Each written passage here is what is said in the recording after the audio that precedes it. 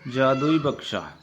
किसी गांव में एक किसान रहता था। वह बहुत ही गरीब था।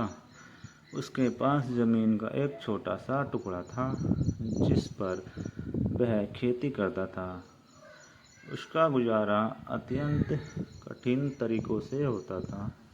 एक दिन सूरज की गर्मी चरम सीमा पर थी, परंतु किसान हमेशा की तरह खेत में काम कर रहा था। पसीने से लथपथ किसान बुवाई के लिए खेत जोत रहा था।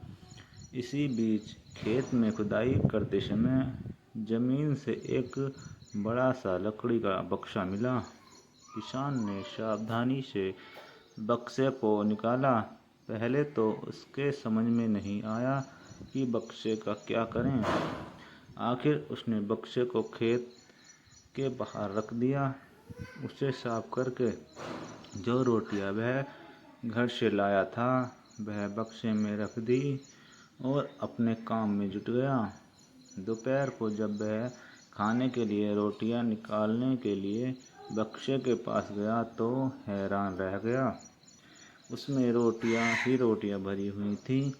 तब किसान को पता चला कि वह जादुई बक्सा था। उसमें जो भी चीज़ डालो उसका 80 गुना होकर बाहर आता है। जैसे एक मूंगफली का दाना डालो तो तुरंत उसमें से 80 दाने निकल पड़ते।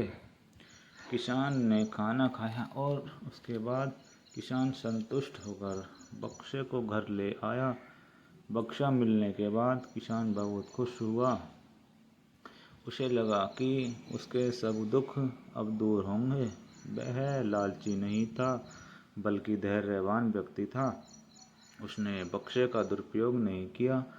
उसे जब भी किसी चीज़ की ज़रूरत होती तो बक्से से तुरंत प्राप्त कर लेता। समय गुजरने के साथ साथ उसके बक्से के बारे में गांव के जमींदार को पता लगा। जमींदार बेहद लालची था और उसे लगा कि ऐसी ही जादुई चीज़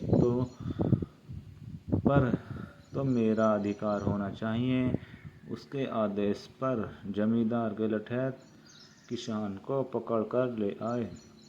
उसने किसान को धमका कर कहा, बक्सा जिस भूमि से मिला है वह मेरी जिम्मेदारी में आती है, इसीलिए बता उस बक्से पर किसका अधिकार बनता है।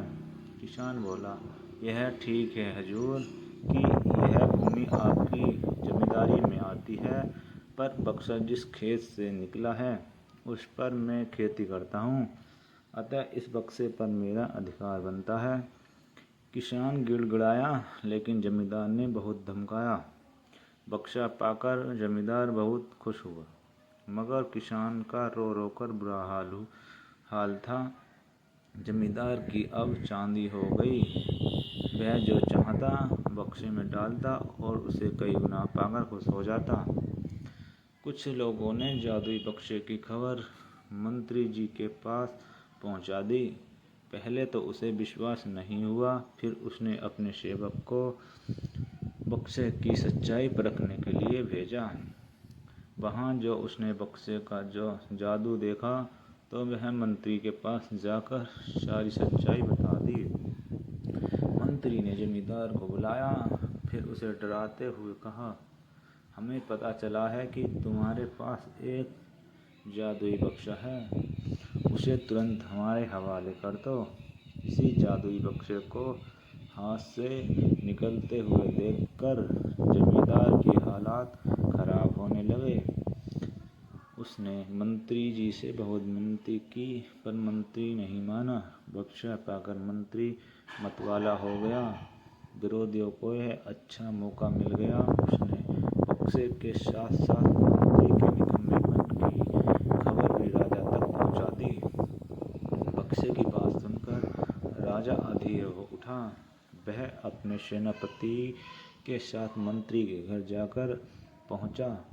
उसने कहा, देख, देश की सारी जमीन राजा की होती है, इसलिए जादुई बक्से पर भी उसी का हक है। मंत्री ने बिना देरी किए बक्सा राजा को दे दिया। जादुई बक्से को पाकर राजा प्रसन्न हो गया। सबसे पहले राजा ने जादुई बक्से की मदद से अपनी खजाने की वृद्धि की। फिर राजा को उस बक्से की सुरक्षा को लेकर चिंता हुई।